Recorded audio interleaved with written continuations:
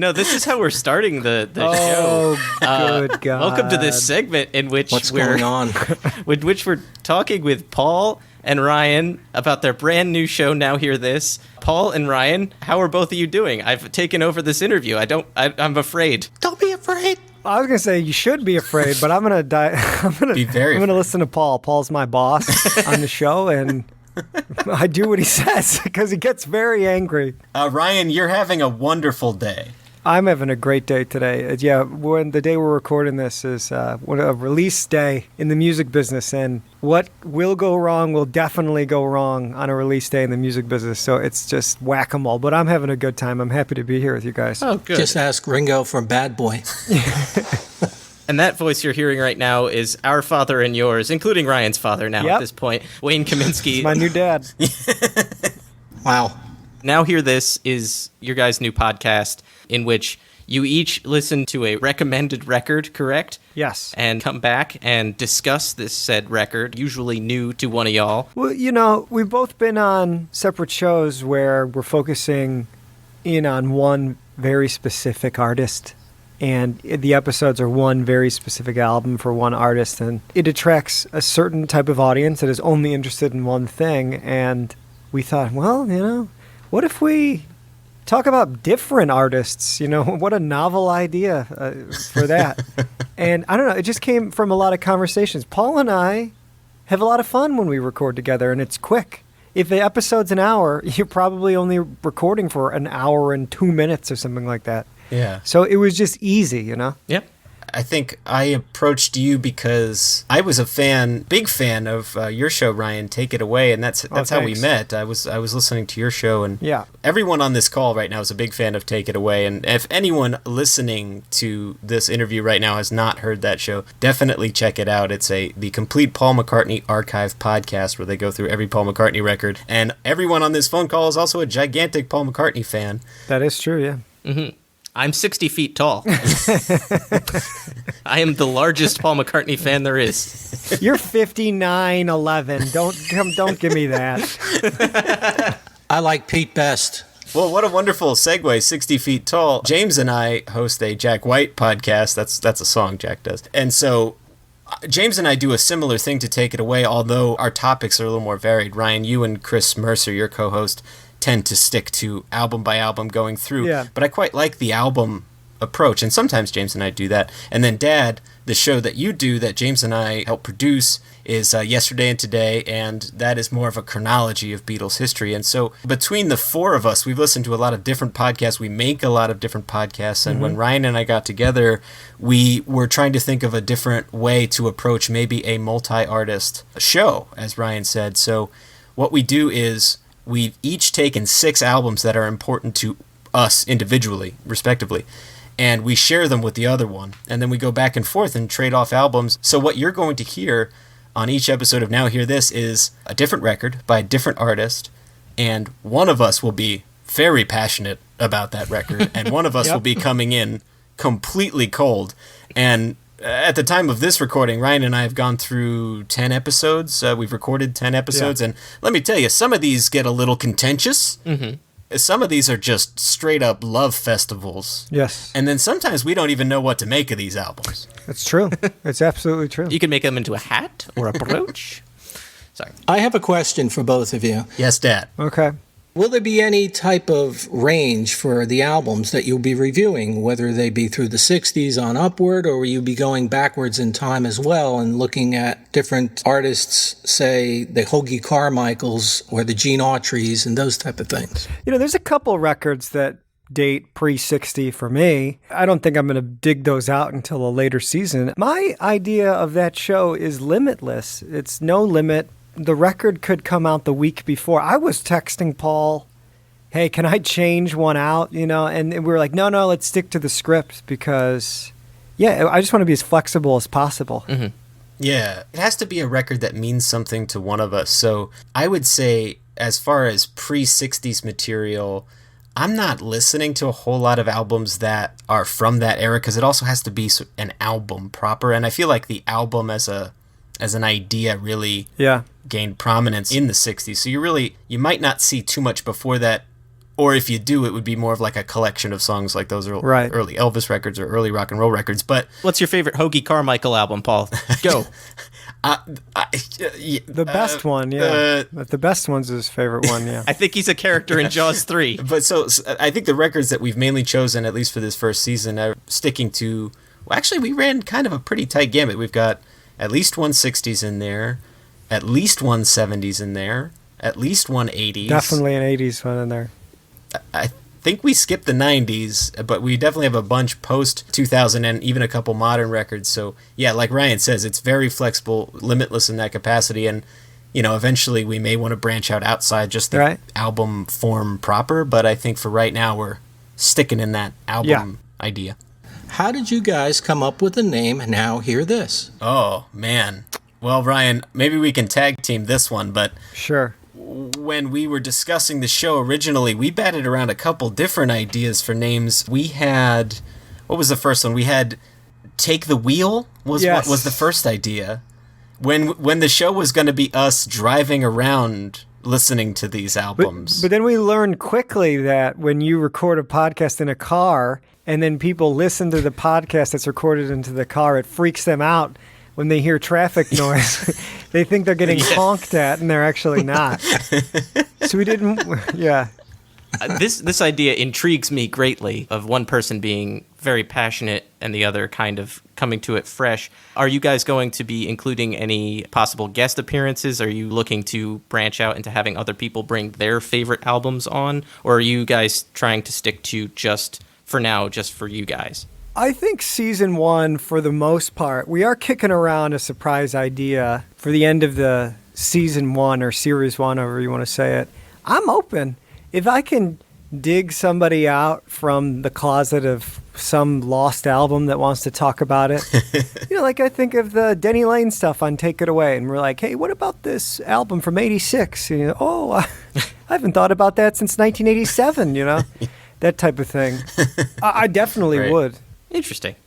We've got a surprise or two kicking around. We have talked about, we've talked about something in that vein, but we're still working out the details on that. For right now, it's mainly just Ryan and I, and we hope that one of us will be the everyman point of view in the thing. So if people who are listening to the show haven't heard whatever album yet, they will have that perspective of somebody coming at it completely new. And I think that's the idea, is to make sure that we're introducing new music to people. But honestly, that's a really hard thing to do. Like, have you ever actually tried to introduce music to somebody? It's super tough. Yep. So and not to mention podcasts. So thank you all for listening. But it's super tough to introduce people to music because people like what they like and they have their tastes, and it's really hard to break that. And what I love about this show personally is I am now forced to listen to records I would never have thought to listen to, or maybe would never have gotten around to listening to. And I've gotten to know artists that I would now consider my favorites, just through Ryan giving me music. And so it's a great musical exchange in that way, and it gives you at least a little bit of a parameter to, like, hey, start here kind of thing, Yeah. Well, on the idea of giving music to somebody else, I know for me, nostalgia sometimes plays a factor, and I could, when giving music to somebody else, look at that through a more critical eye and go, oh, maybe this album isn't so great. Has that ever factored into any of these decisions? Like, has nostalgia goggles gotten all fogged up in the process? For me, that happened in the selection phase, where I made a list and then I pushed a bunch of things into what, hopefully is our season 2. And I haven't looked at that list in a while. And then I looked at it the other day, and I'm like, I think I'm going to delete a couple of those. So yeah, me too. It's more, it's knowing I have to talk to Paul about, knowing what we've done already, the research you have to do, and then if you're the expert, you're carrying. I'm not saying the other guy's not doing any work, but you're leading the episode. You're carrying it. You need to come prepared, because there's going to be somebody listening that goes, well, that's not true. I'm actually an expert on this album, and blah, blah, blah, blah, which I wouldn't mind at all either. Yeah. But it's a wild sensation, and I don't know, Paul, if you've had this, where I'll be sitting there and Paul will be leading an episode, and I feel like I'm listening to a podcast, and then all of a sudden I realize, oh, wait, no, I'm recording a podcast, and I get to talk. So it's wild, yeah. Yeah, and we've also recorded most of these in the same room together. That's a different kind of vibe to where you're watching the other person in the meat space, James, as I know you call it. Yeah. You and I have only recorded in the same room together once, maybe twice. I think twice, if you count the Florida experience in which Dad was also there. That's right. It's weird. One incident, there was a wafting smell of chicken covered in butter coming from my oven, if I recall correctly, and that tainted the whole thing. That's getting off into a tangent, but... Chicken and butter? What's wrong with that? We were also pretty loaded for that one, as I recall. Oh, okay. Well, that would be it then. Oh, the butter smell was overwhelming, Ryan. I assure you, it was not pleasant. Yes, and especially going in and editing these, I find myself just sort of sitting there, like, listening to Ryan talk and being totally fixated on the story and interested in the story of how the album came about. And then suddenly I'm there talking and it's like, oh yeah, I forgot I'm on this thing. Oh yeah. I'm part of this production. Neat. Whoa. I get to say something dumb and make a fart joke. Right. There are a lot of mature jokes when I go back and I listen, I go, wow, I wonder what kind of trouble we're going to get into for this. And good.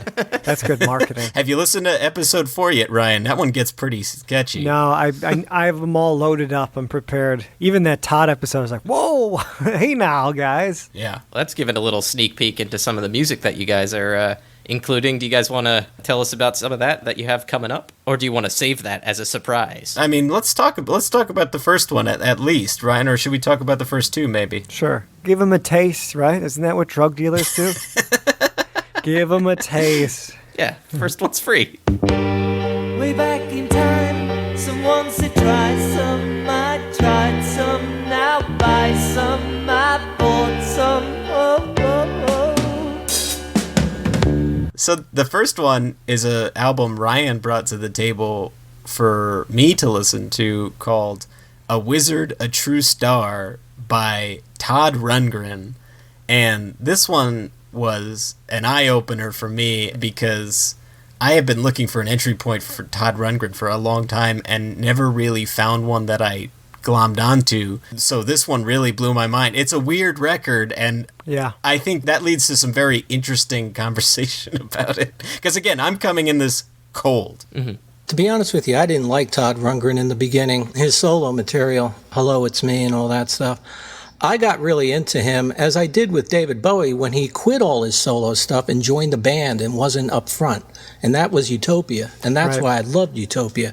I used to go and see him in New York, and they were fantastic. Wow. Most of Todd Rundgren, I remember from high school back in 72, was glam rock. And, you know, the people that were in my high school, my circle of friends, we did not listen too much to glam rock. I mean, we heard it, we were aware of it, but we didn't really think about it. I know Todd used to dress up and put on all kinds of different outfits during his concerts, similar to Bowie and what Bowie did. And, you know, we all looked at it and questioned it. So I'm interested in hearing your take on it many years later and what the album means to you as a newer generation. Well, that's very interesting because that kind of segues into exactly what this podcast can do for not only Paul and Ryan, but for the everyday listener, is kind of give a comfortable, safe, intellectual, let's say, space. Watch yourself. to introduce new music to somebody on what that person would consider the best foot forward. Like, there was a lot of music in school that was similar to, Dad, your Todd Rundgren experience, where there was a certain crowd that liked a certain type of music, didn't really segue into the people I was kind of hanging around with. So I may have avoided that type of music because I wasn't introduced to it properly or with any kind of passion, or, you know, I didn't have the right introduction. And something like this could bring about some new perspectives into some new music. Yeah, to what you're saying, it's a safe space to hear new music. Yeah. Because sometimes, you look at something like, for example, Frank Zappa. I would love for somebody to just hand me a Frank Zappa record or two and go, here you go. Here's how you start this madness. Because if you pick the wrong Zappa record, it's over. And I've done that a bunch of times where I feel like I go to touch the oven and it's on and I burn myself. And I'm like, I guess I'll try touching the oven again. Nope. That's a bunch of jazz that I can't understand. No thanks. That's a good analogy of Frank Zappa. Yeah, right. It's about the blunts he doesn't smoke. Ryan, I know you struggled with one of the artists just on a genre level that I brought to the fold at one point. Should we tease that one? I know it's a little later on down the line, but do you want to? No. Yeah, I for the longest time, and I don't know if I'm from the Midwest. I'm from the suburbs of Chicago, and there's a certain group of people that love country and Western music or the Nashville sound. And Paul handed me something. I'm like, oh God, it's a bunch of slide guitars and those acoustic guitars or those metal things. I don't even know what the hell they're called. And it's like, oh Christ.